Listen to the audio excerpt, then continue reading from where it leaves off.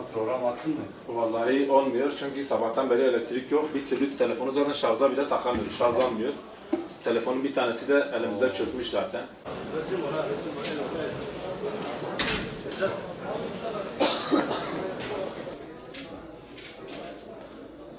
Kes bölümünde. Baş ya. Demek işte. Elektrikli meclisine ne ayıp uyan abi. Abi günde 20 defa TEDAŞ'ı arıyoruz. Bak her defasında tamam çözeceğiz diyorlar ama bir türlü de çözmüyorlar yani. Ve bizim elektriğimiz hemen hemen her gün gidiyor. Yani öğlen arası ya da öğlenden sonra gidiyor. Akşam kapanışa kadar elektrik gelmiyor. Günde ortalama belki 10 defa, 15 defa, 20 defa da TEDAŞ'ı arıyoruz. Tamam diyorlar ama boş. Gelip ya bir şantiyeli kaldırıyorlar, ondan sonra her gün öyledir. Sürekli bu sıkıntı var, bu sıkıntımızın gidermesini istiyoruz. Elektrik olmadığı zaman iş olmuyor. Müşteri zaten içeri girmiyor. Bak cihaz program atmışım, cihazın normal şeyini yapacaktım, güncellemesini.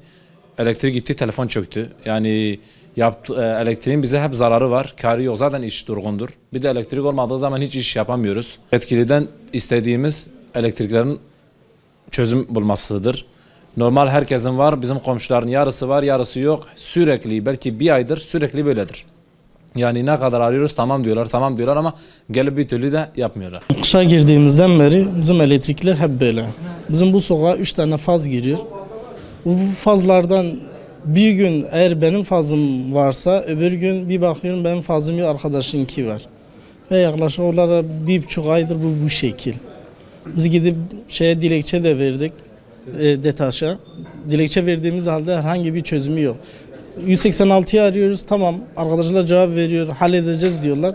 Geliyorlar telefonun önünde sadece ya şantiyeli kaldırıyor ya da sigortasını değiştiriyorlar. Başka yaptıkları hiçbir şey yok. Ve bu da çözüm değil. Bizim bu sokakta eğer 3 tane faz varsa gelip 4 tane faz yapın o zaman.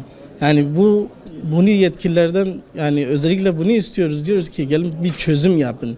Ve geçici şey olmuyor yani. Biz burada esnafız, ekmek parası kazanmaya çalışıyoruz ama bakıyoruz ki kazanamıyoruz. Elektrik gittiği zaman hem soğukta kalıyoruz hem de biz de mağdur oluyoruz. Müşteriler de gelip mesela iş yapamıyoruz. Mağdur oluyoruz bu durumdan.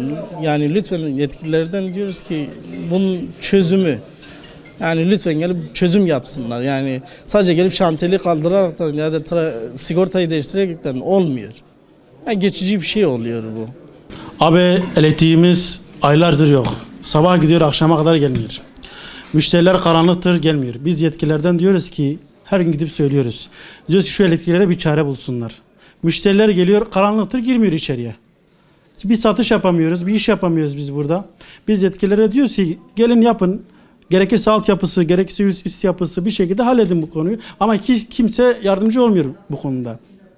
Bizim de derdimiz bak görüyorsunuz ne çalışmıyor. Sabahtan akşama kadar burada oturuyoruz. Ne müşteri doğru içeri giriyor, ne iş yapabiliyoruz. Biz istiyoruz ki gelip yardımcı olsunlar bize. Bir çözüm bulsunlar yani. Sonuçta buradaki esnaf sabahtan akşama kadar çalışıyor. Zaten işler iyi değil. Yani en azından şuna gelip bir çözüm bulsunlar yani sonuçta. Bu elektrik büyük sorundur sonuçta yani. Millet dükkanını açıyor sabahtan akşama kadar burada oturuyor. Bak soğuktur şu anda müşteri de giremiyor, oturamıyor. Karanlıktır diye giremiyor, satış yapamıyoruz, iş yapamıyoruz. Yani bu durumda bir yardımcı olmalarını istiyoruz biz şu anda.